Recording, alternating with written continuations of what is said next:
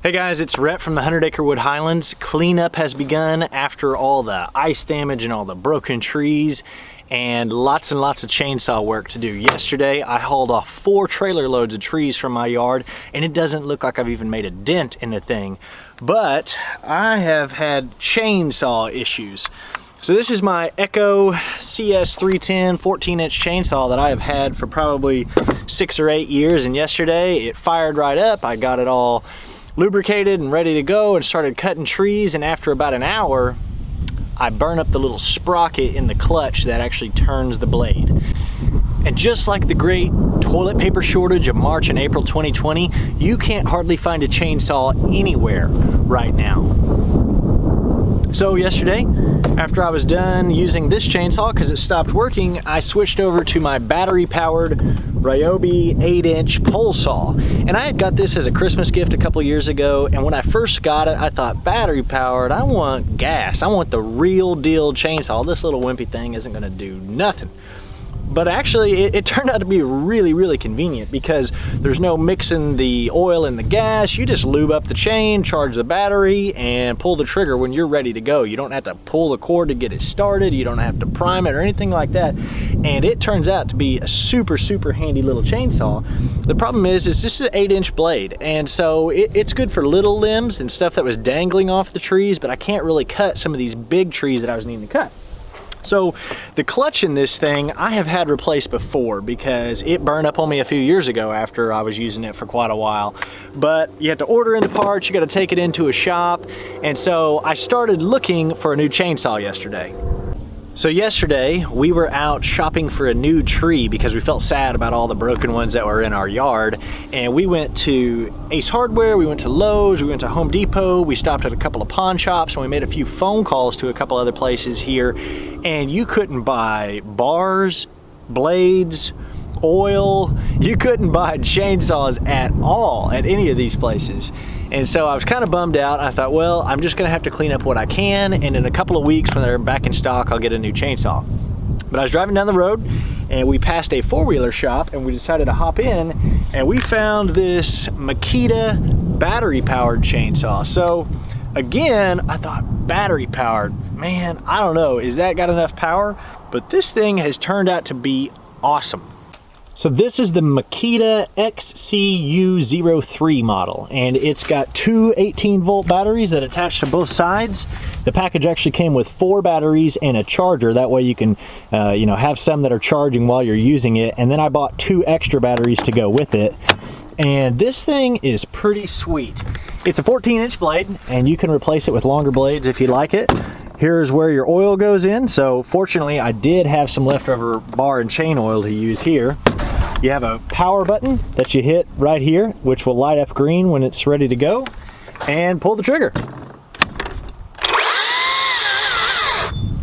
So it is really handy. Some of the other features that were kind of different from your standard gas-powered chainsaw is that you don't have to carry around a tool to loosen the nuts to remove this cover or to tighten it. It has a little dial right here where you can turn to add some tension.